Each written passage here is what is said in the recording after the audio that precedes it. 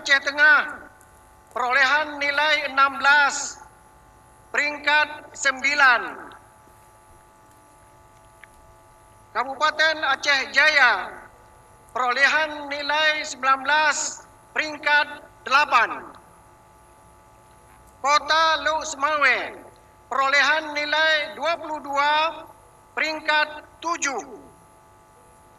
Kabupaten Nagan Raya, perolehan nilai 25, peringkat 6. Kota Banda Aceh, perolehan nilai 32, peringkat 5.